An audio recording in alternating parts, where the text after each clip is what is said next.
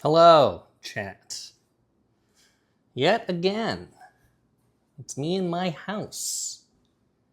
And yet again, I'm doing this from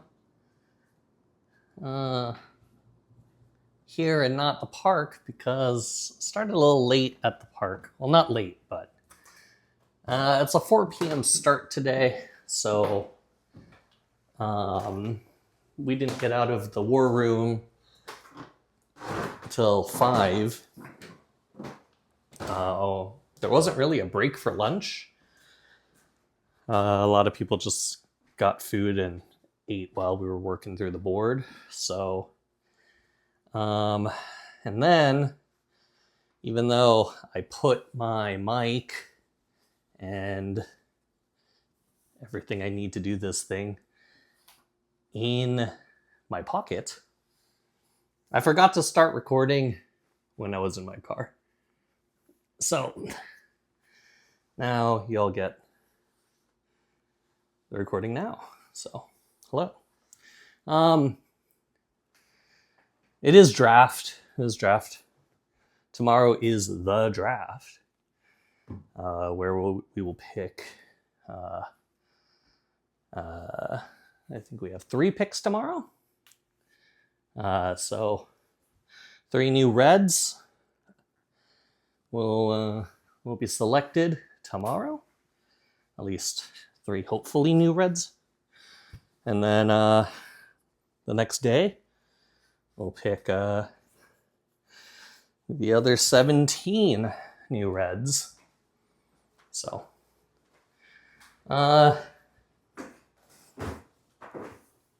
it is high stress time.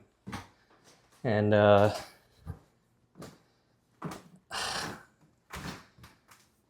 it's a really tough draft this year. I don't know if you're listening to this and you keep up with the MLB draft season, MLB amateur season, then you probably know that there is no consensus one really. A lot of people, their consensus one is there is no consensus one. A lot of people like 10, 15 of the different names for all different reasons. A lot of people love Jackson Holliday. Ethan Holliday. A lot of people love Ethan Holliday. A lot of people love Jamie Arnold. A lot of people love a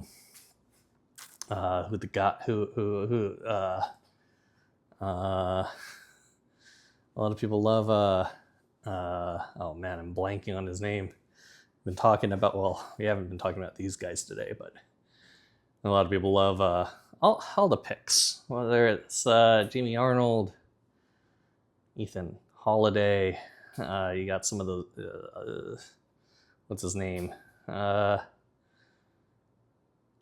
Tyler Bremner, you got Caden Bodine, you got Ike Irish, you got all sorts of different guys that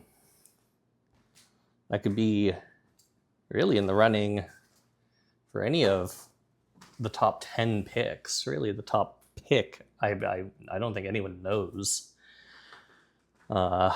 Which, to be honest, that's kind of a sign of 2 things, chat. If there isn't like a consensus one, if it's like you're seeing the same 5 to 10 guys on everyone's mock draft lists, tends to mean the quality at the top is very similar. There isn't like an above and beyond clear number 1, right? Like, I think everyone would probably say the Steve Strasburg draft was one time where there was like above and beyond any pitcher prospect before that, or really any baseball prospect before that. People were like, Strasburg 1 is not just the clear consensus that year, but the year before going into that year, there were a lot of people who were like, hey, if you know Strasburg's going to be there at the top next year, would you, try to tank for Strauss, I think a lot of people will point to Paul Skeens as that guy in one of the more recent drafts as like just a clear one overall.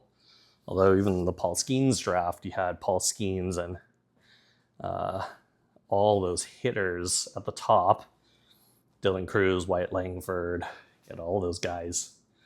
And coming out of college, it was hard to say, like, do you take clearly the best pitching prospect on the board, or do you take some of these bats who seem like generational bats at the time?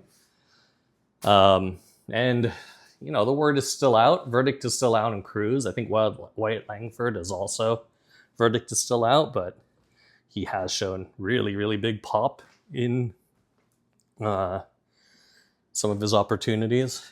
And then, of course, Skeens seemed like a can't miss. And he's making all of that very well known this year as in his second year. So first year being, of course, so dominant that he was Rookie of the Year and runner-up for the Cy. So I think runner-up. Pretty sure it was Sale, right?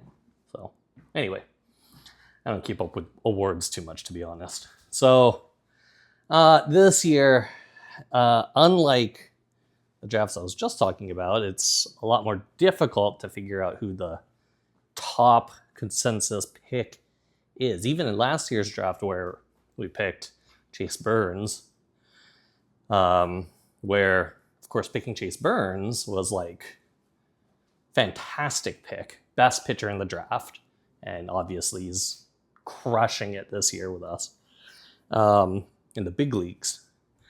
There's so many of those bats who were all floating around the top pick as well.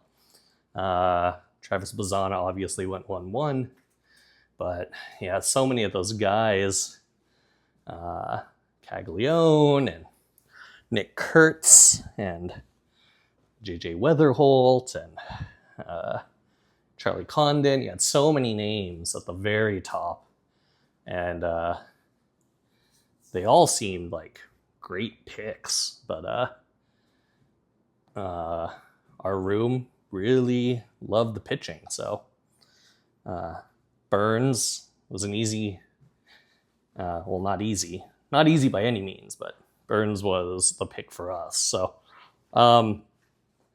so when it comes down to like this year's draft, I'd say it's a little more like that in a sense. Like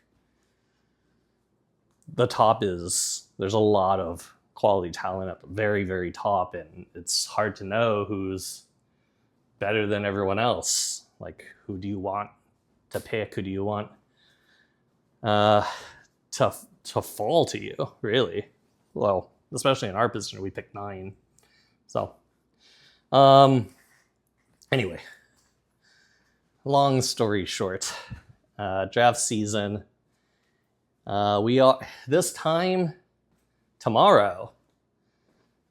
We should be through our first pick, and ideally, we're getting close to our second round pick. So, but I would assume we're through the first round by now. Anyway, hopefully everyone watches and takes great screenshots of me looking super hot tomorrow. Questions for today. By the way, I did listen back on some of the audio, and it sounds good. It sounds good. So hopefully that trend continues. All right. First, some of the questions. 2 questions today from the Discord. First question. Someone asked about given the affiliates, we have not just our major league team, but we have our AAA team, Louisville Bats, and then one level below that, our AA team, Chattanooga Lookouts. Then our team one level below that be our high A Dayton Dragons. Then one level below that is our low A Daytona Tortugas. One level below that is our rookie ball / complex league team, our Arizona Complex League Reds. And then one level below that is our Dominican Republic Academy teams. Our DR Affiliate 1 being the DR Reds, and then our DR Affiliate 2 being the DR Los Rojos. So, anyway, many teams, not just the affiliate, not just the major league team, but something that a lot of people don't realize is we work on not just the major league team and the major league product, but how do we develop the players that we have acquisition over, who are in our organized professional system? How do we get them to develop through the minor league system, regardless of where they start or how they're acquired? So one of the questions that's being asked is, how do you have alignment? How do you keep alignment across all the different affiliates when obviously they're different teams, different operations, different coaches, etc.? And then the other question being, how does this compare to KFC when you didn't just have what do we have? 4, 5, 7 affiliates versus the at KFC 300 franchise stores. 300 franchise stores? Hold on, let me think. No, sorry. 4,000 franchise stores. 4,000 franchise stores. So how do you deal with 4,000 franchises for KFC and then the 7 affiliates? At the Reds, are there any similarities or differences? So first off, with baseball, since alignment is so strong at the top, like there is one vision and each level feeds into the next level, there is the concept of like, well, at what point do you start developing other things, right? And do we have coaching staff at these levels that excel in certain aspects of development? So that's one thing you have to think about, is like, you're not just acquiring players who progress and develop at each level, but you're also acquiring coaching staff who are supposed to promote the development of players at each level as well. So what does that promotion system look like? What does development look like at each of these levels? And that's sort of a big thing I contribute to, is analytically, when should we see development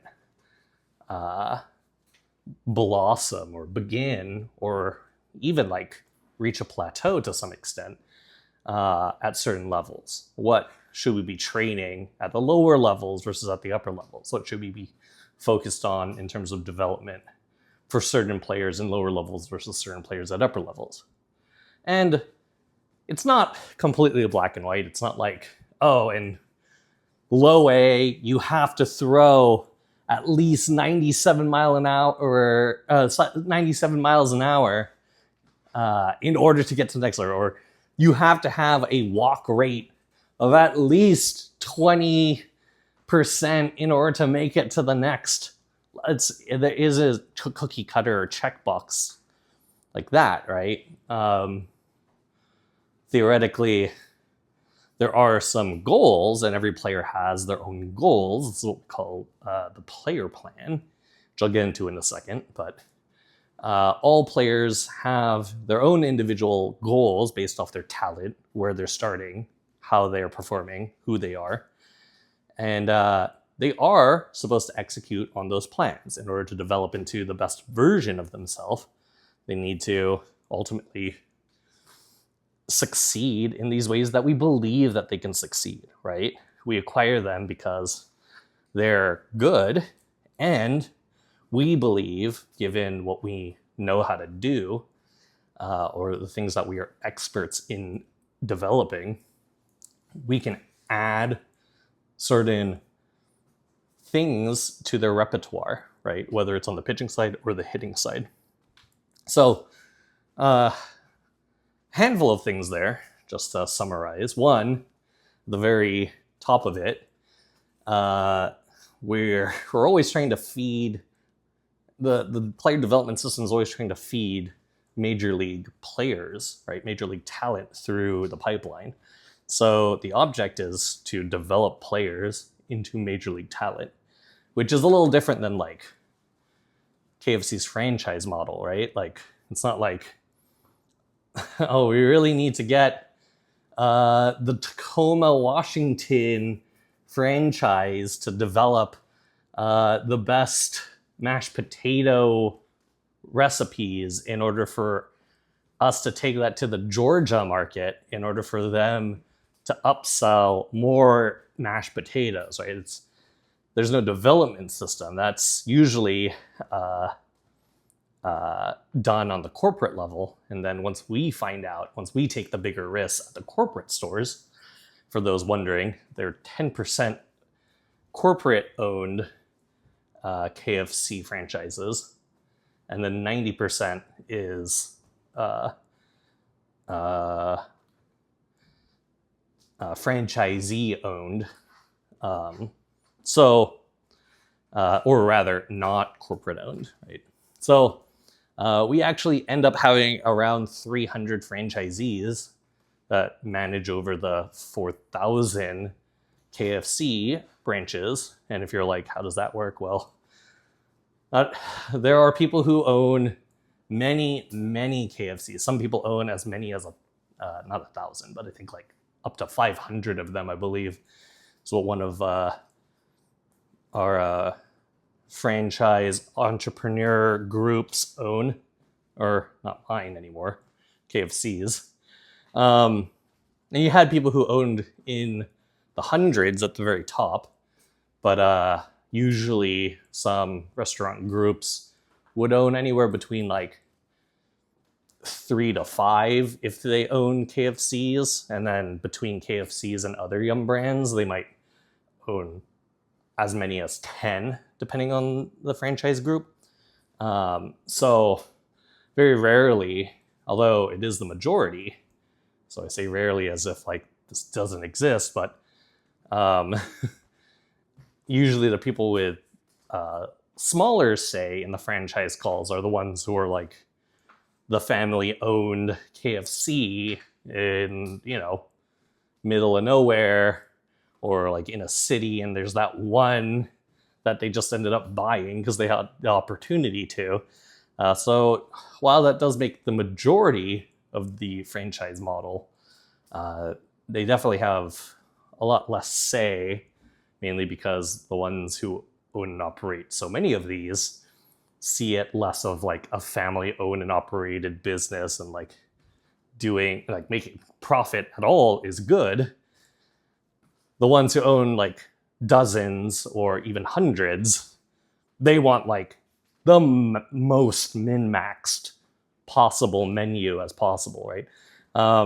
So that's when you see like more innovation, like really trying to hammer in on chicken sandwiches, downselling buckets in favor of more sides, eliminating things that you have to buy in bulk, like chicken wings, and promoting things like limited time offers, which per ounce or per weight is more bang for the buck and take up less space.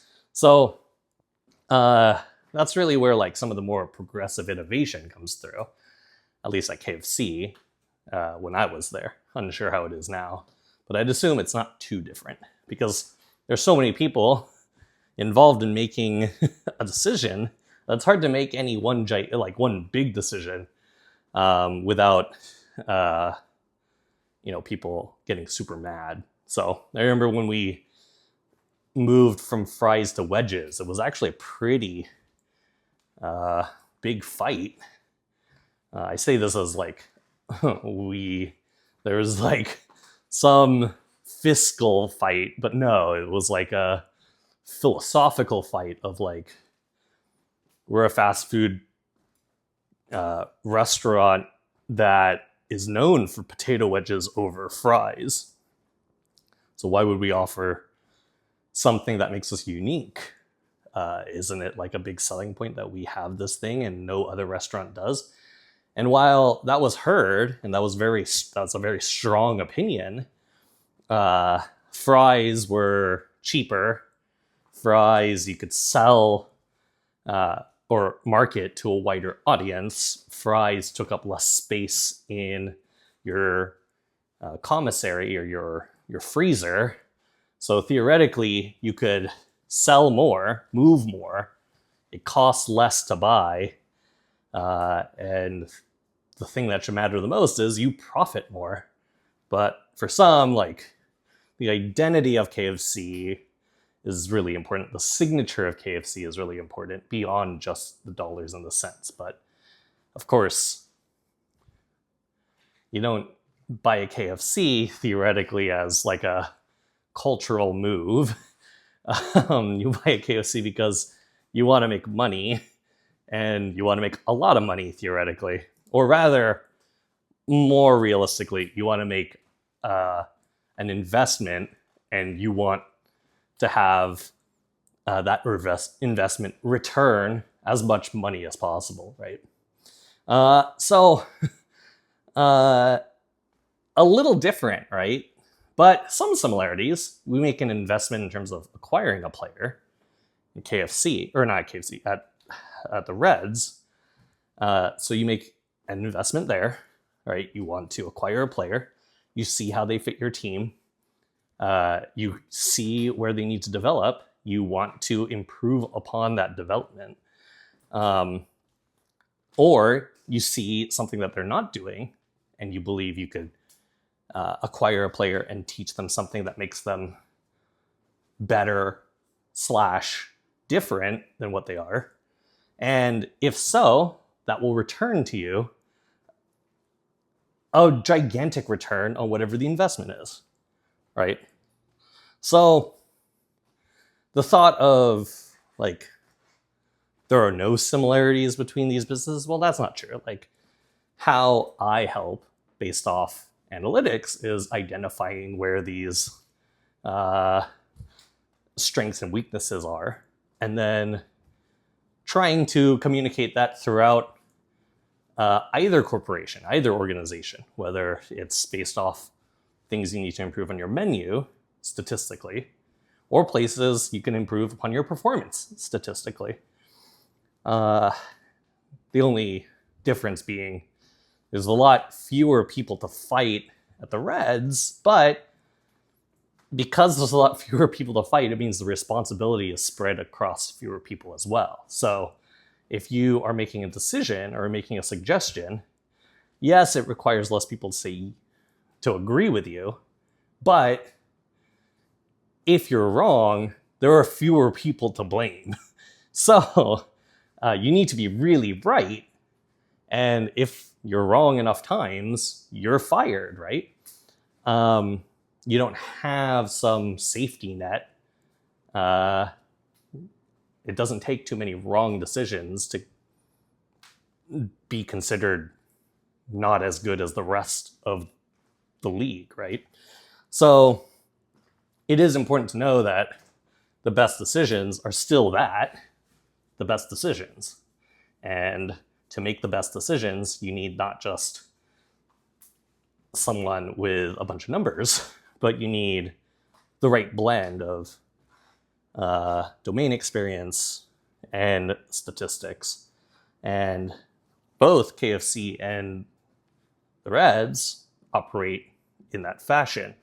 They try to find the right balance between domain expertise and statistical quantitative analysis. So, and that's not to say that other organizations don't do that. All organizations do that. Even the ones that you don't think do that, they still do that. I saw a tweet from Clint Hurdle, who's over at Colorado as an interim manager right now. But someone said, like, saw some like really clickbaity tweet saying AI is making lineup decisions these days, and it was like, woe is us, AI is coming for everyone's jobs. Well, what do people consider AI, right? Like, is AI chat GPT that you have to spin up and like people think like we're all going to a chatbot, or is AI linear regression? So yeah, if AI is just a blanket statement for linear regression, then yeah, there are many teams who are setting their lineup via AI. But Clint Hurdle, in the replies, since he is a tweeter, he said, I've definitely used so-called AI, not his words, but mine. I've definitely used AI to help construct lineups. And I believe he specifically said, I've used analytics based lineups as lineup creation material. To which he followed up by saying, it requires many different perspectives to get it right every day. And that's Clint Hurdle, who once said, what analytics doesn't capture is guts and nuts. I believe in his book, Hurdleisms, he is a staunch believer of the fact that analytics not only can't get everything right, but even the things that analytics thinks it gets right, gets it wrong. Which, I don't blame Clint Hurdle for thinking that analytics can be wrong, but I believe the track record of what analytics gets correct versus extremely experienced human bias showcases that machines can do things much more precisely and consistently than humans. And it doesn't take much effort to point towards the places that's correct, whether in baseball or outside of baseball. So this is all to say that it is still important to have a blend. Regardless of how correct your model can be, sometimes there are assumptions that are made or assumptions that aren't made, or data that can't be captured. And so a human is going to be required to weigh certain things. I remember when I was working, and while, all right, I won't say who this is, but I'm sure people can guess. But I was working with a coach once on our base running analytics, and the coach asked me, like, okay, well, does it take into account this? Like, yes, it does. Does it take into account this? And I kept saying yes, and I kept showing him like where he could find that output. Like, this is how much this contributes to the model. Which, if you're wondering what that value is, trivia time, pause if you want to guess. Okay, the answer is SHAP values. Wow, crazy. So showing off how they can see the impact of each of these decisions. And at the end of it, he was like, wow, this is very comprehensive. So these are the things that are in the model. These are the things that aren't in the model. How much do you want me being the person, the coach, asking me this? He asked, how much do you want me to weigh the factors that aren't included in this model? So we went through them, and I said, okay, well, my gut feel would say, me being the analyst here, my gut feel would be that you should weigh it this much. This is where it belongs, probably based off all the other features. And he said, okay, well, I have this as more important to know than these features. Like, okay, well, if we agree, then it should probably be somewhere between where you have it and where I have it then, which is giving him obviously the benefit of the doubt. But when we scroll over to how important that feature would be in the mix of everything, it's like, well, it really only moves the needle a handful of percentages based off all these other things. Obviously, these factors should be the most weighted, and he agreed. Yeah, those should definitely be the most weighted. Like, okay, well, if we agree then, theoretically, 98% of the time this model is going to agree with what you would believe. So that extra 2%, which is extremely generous, could be based off your gut feeling. He was like, okay, so in a situation where I believe this is that I don't agree because of this one factor, you believe that should only happen twice out of 100 times we try to steal a base or not steal a base. And I said, yeah, effectively, that is what I mean. We went on to set records of stolen bases for several years in a row after that. So,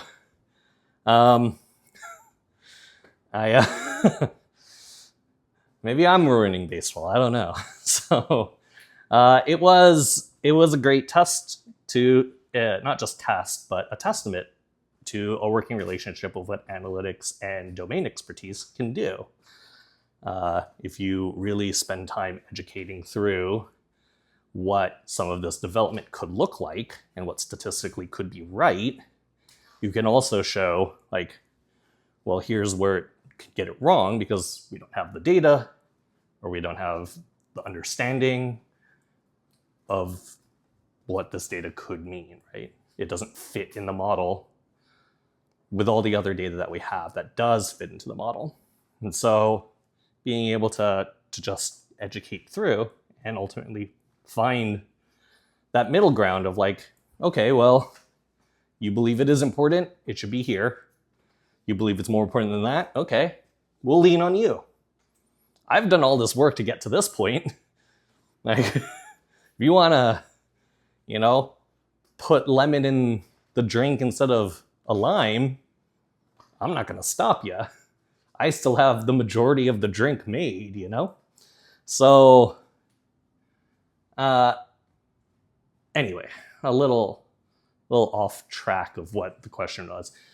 This is an example of how you could come to a decision and have it scale, right? It's not just about one coach, but it is about all the coordinators who ultimately have responsibility over the coaches in the player development system. So you have 3 hitting coordinators and you have 3 pitching coordinators.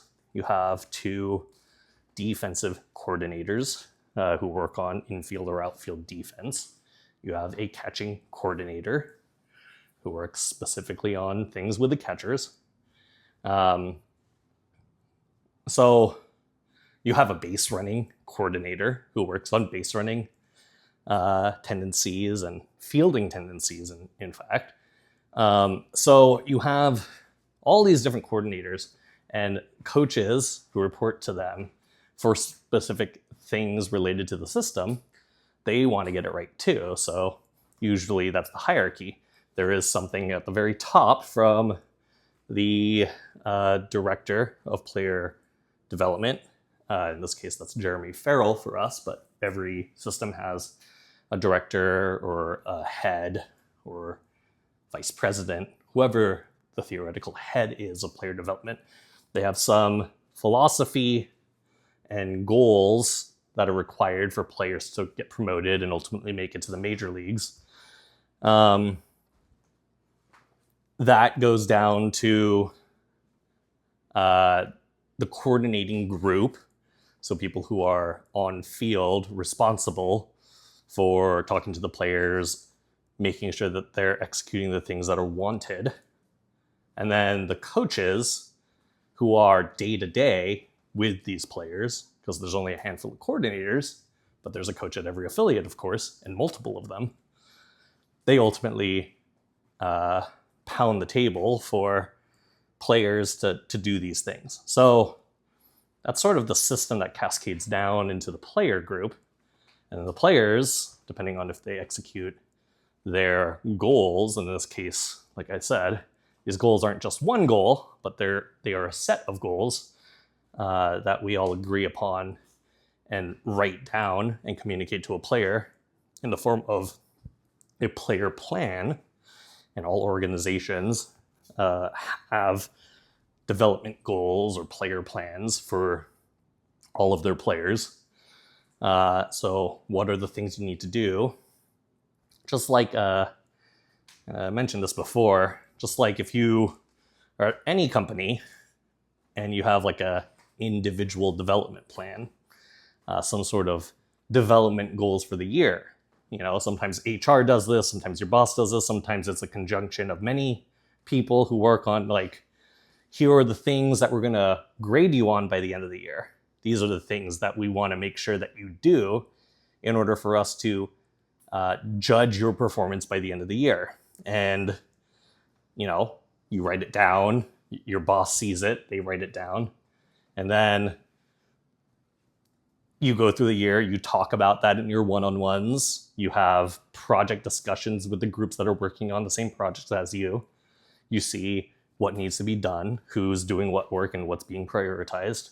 And at the end of the year, based off all the information you gather from project management and personnel management, you should see like, hey, you did really well on these projects. We wanted you to get to this project. You get 93 out of 100 this year. And then that usually is tied to some sort of bonus. At KFC, we would do it great, good, and opportunity. So you had 3 possible grades. And almost everyone in the company got good. They were within standing.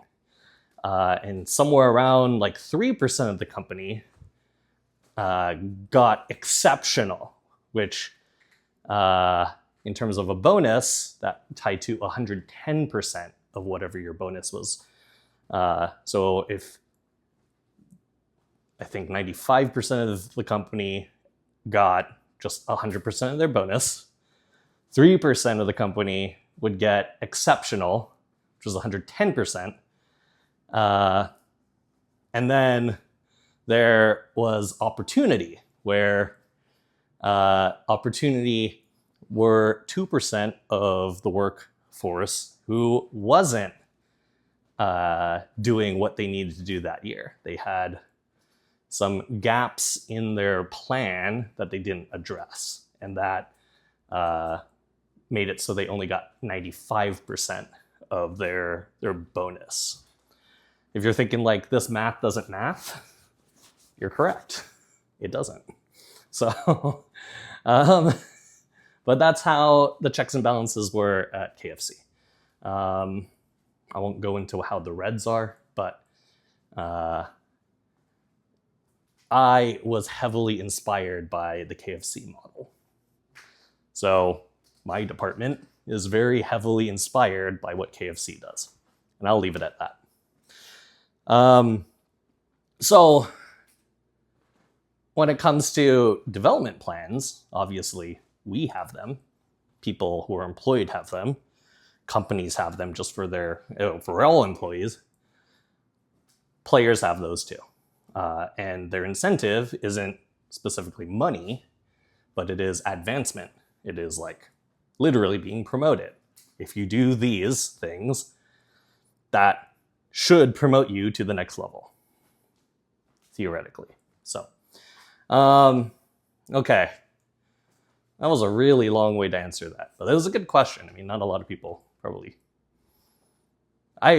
On stream, I wouldn't have been able to go in that much detail, at least not without getting interrupted by like several text-to-speeches, a Vesta board run, and some random troll saying how ugly I am. So, all right, one more, which actually is a little easier, but I say it shouldn't take as much time, but who knows? Question was about this was from Tim again in the Discord.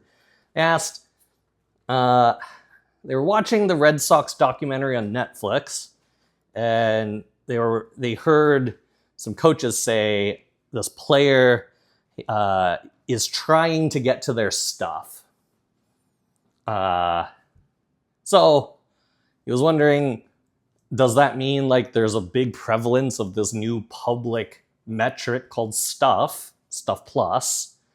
And do all organizations know this? Do all organizations have their own? Do all organizations and the staff in their organizations talk about it as openly as the Red Sox are on this documentary? And I'll answer this in two ways. Two ways with a disclaimer. And the disclaimer is, I don't know what the Red Sox do, and I won't infer or even guess what the Red Sox do. I won't even cross that line because I'm not in that org, and it is somewhat faux pas, in my opinion, and in much of the industry's opinion too, assume another organization's practices when it's not your org. Even if you worked at an org, it's a little faux pas to talk about that org with all the knowledge you have openly, mainly because it's like you have your own team. Worry about your own team. Talk about your own team.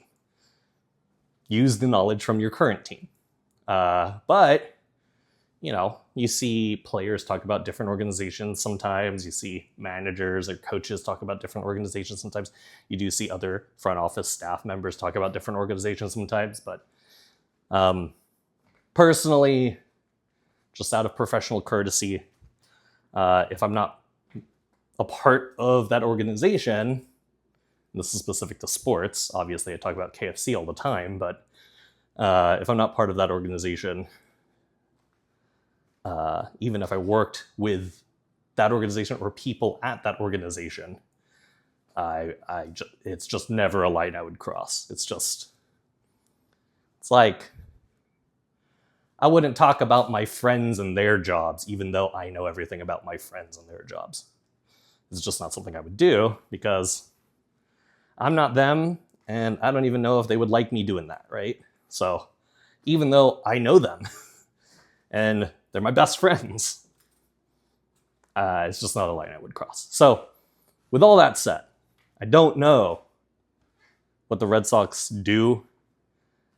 I didn't watch the Red Sox documentary on Netflix.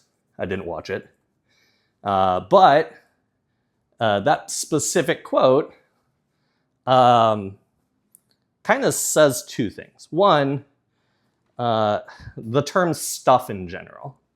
A lot of people think like Stuff Plus or Stuff models are like a dime a dozen. Everyone has their own. Everyone can make their own. It doesn't take a lot to make one.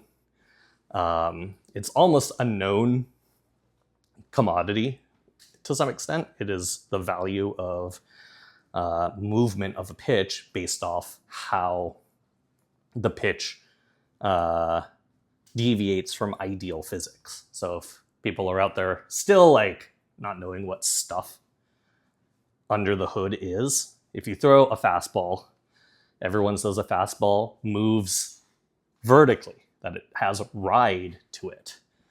And for those who are in the know, it has positive induced vertical brake. What does all of this mean? Does it actually rise? Well, if you watch the documentary on Netflix called Fastball, which I strongly recommend, there's a fantastic segment in that documentary featuring not friend of the stream, but a friend of mine from Carnegie Mellon University, who talks about the psychology of the fastball, and that a pitch doesn't actually ride or rise. A pitcher is on a mound that is elevated above a catcher, and they're throwing to a catcher who's squatting. So there is no possible physical way that this ball can go downhill so far and boomerang back up. There is no airfoil, wings, nothing that creates some current under the ball that allows it to do that.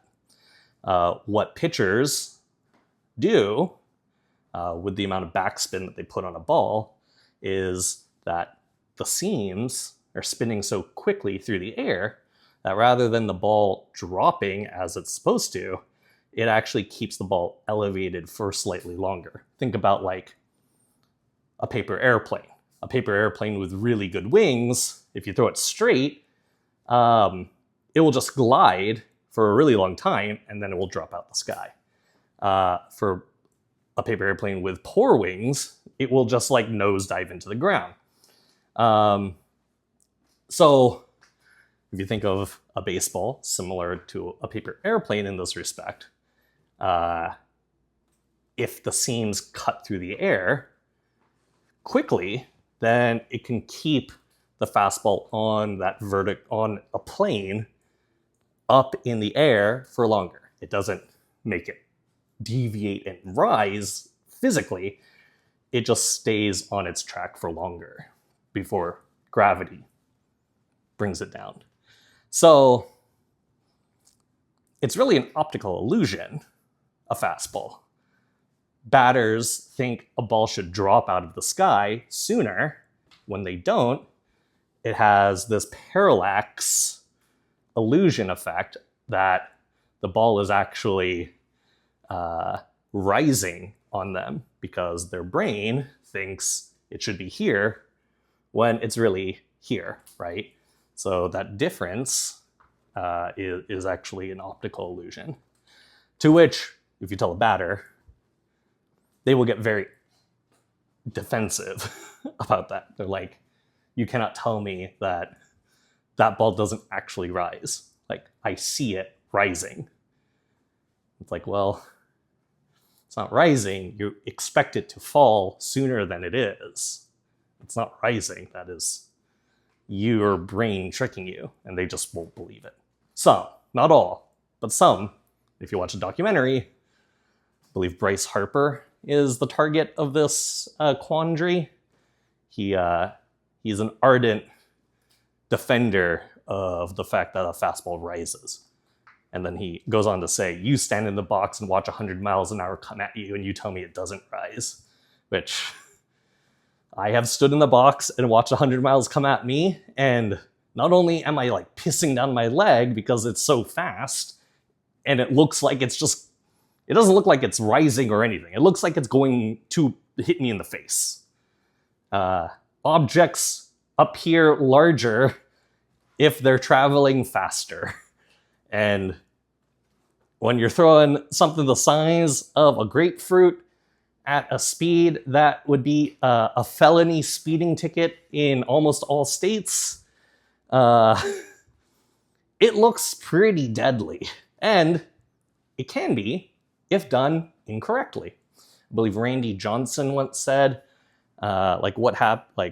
do you have like a gun, or like what is your defense weapon if like you had intruders break into your house? And he said, not jokingly, that he actually has a handful of baseballs next to him while he sleeps. And if an intruder broke in, he would just throw fastballs at them.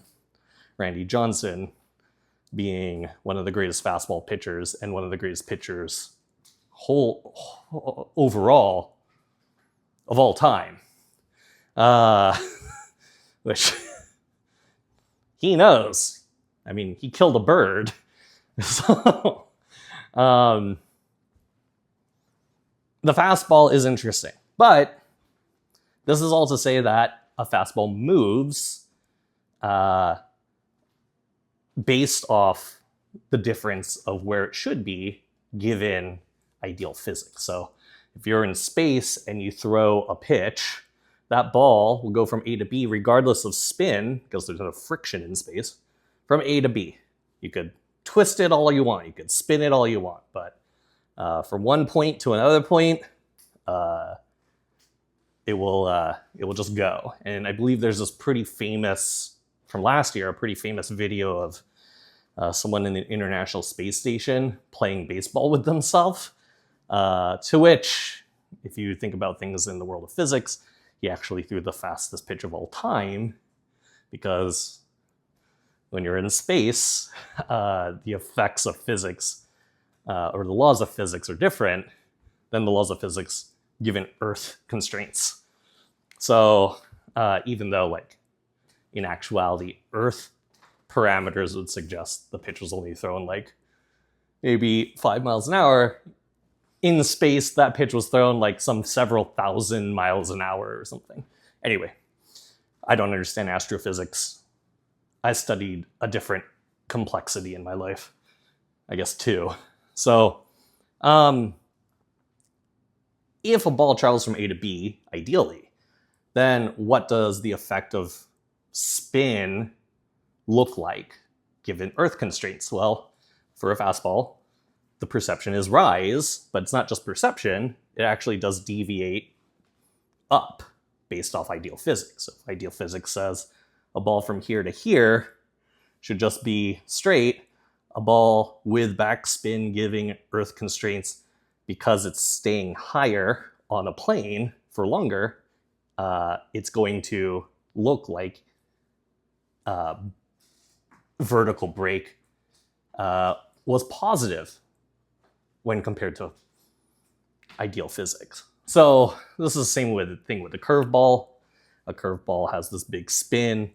It has a lot of front spin, and it typically dies in front of the plate, or curves and sinks in front of the plate. Has a lot of drop is another way people describe a curveball. And so when you see like this ideal curveball, then the break would suggest, well, in regular physics, the ball again would be from here to here, but the curveball brings it down here based off the environment and how the spin is. So you have this vertical break that's negative than ideal physics would expect. So you can do it with all pitches based off the spin, based off the movement in both directions.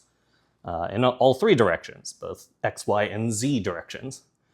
And so once you come up with how a pitch moves, given either averages or based off ideal physics, you can now say, all right, given all this movement of any particular pitch, what is the value of the movement irrespective of where the pitch was located? And this is where you come up with the technical definition of stuff. Now, you might be wondering, well, where does the etymology of the word stuff come from? Well, it's a scouting term.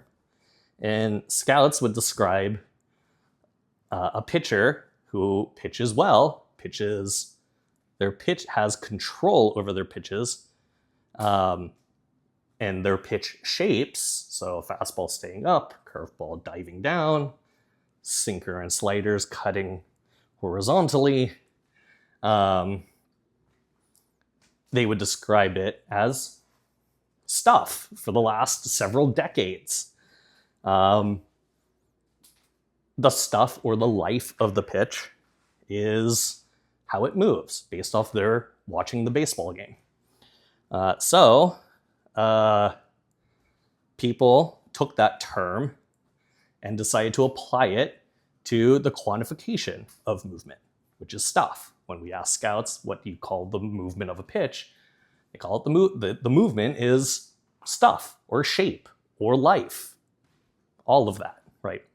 So the word stuff can be used in two ways, both meaning actually the same thing, but depending on how you use it, could mean different things.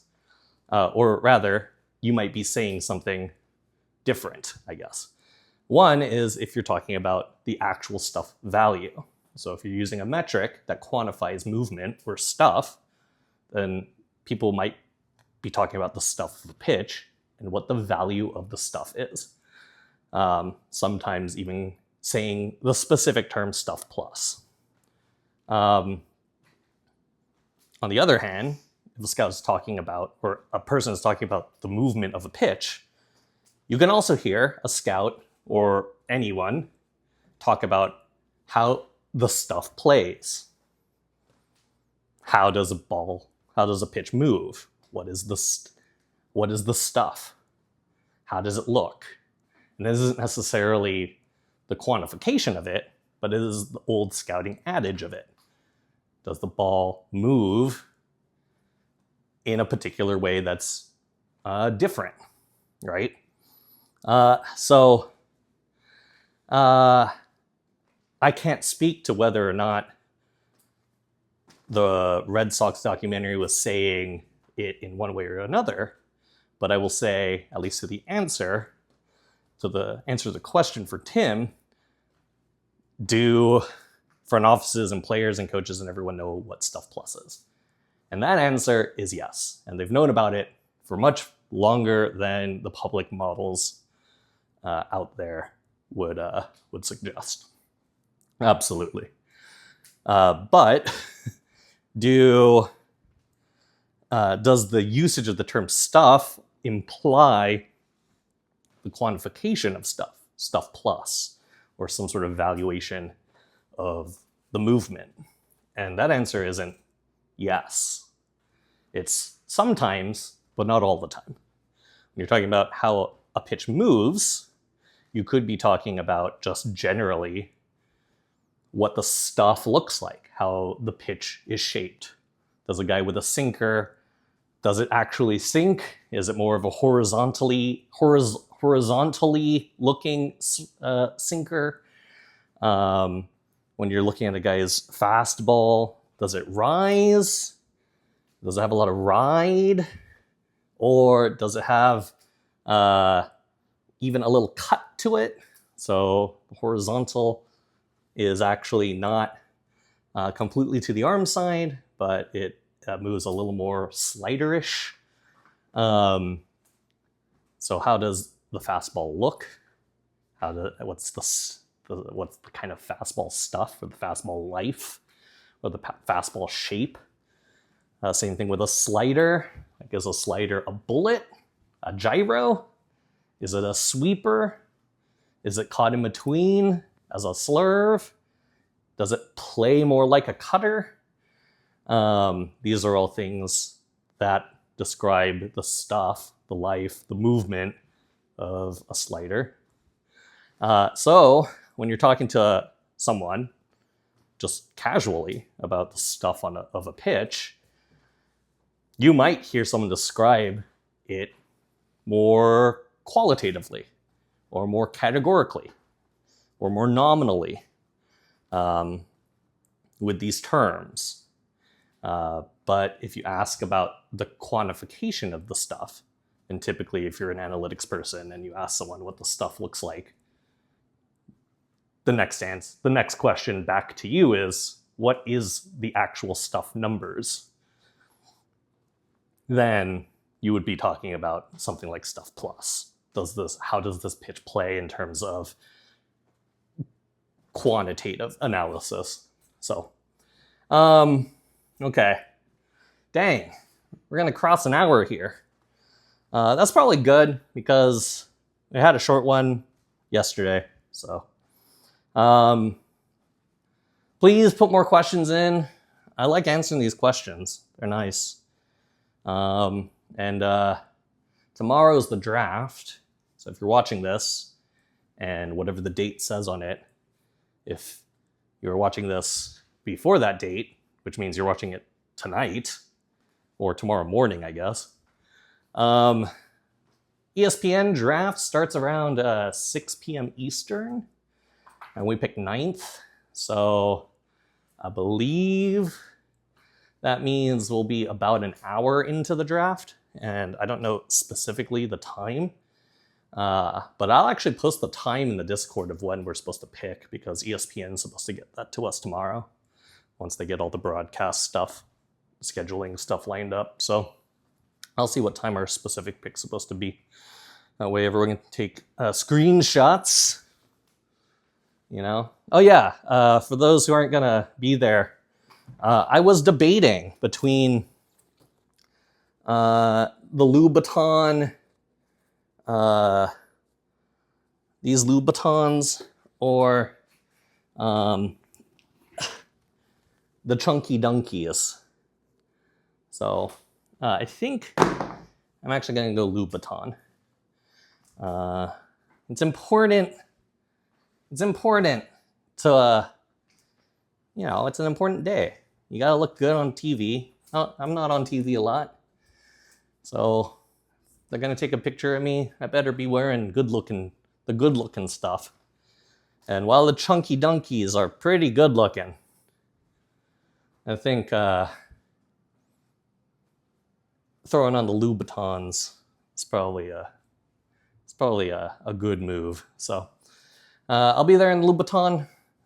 If I do this tomorrow before the draft, I'll probably be doing it in a suit, or it'll be like right before I get into my suit. So that's all, chat. I will see y'all. Actually, I might go live in a second. So by the time this is uploaded, I might be live, but it's also possible that I'm going out and hanging out with the scouts before draft begins. So anyway, schedule. I've been having a good time with these. I don't know if chat enjoys these as much as I do, and I do appreciate that people are watching them more than I thought they would. But I've been happy with it. So take it easy, chat. I'll catch y'all next time.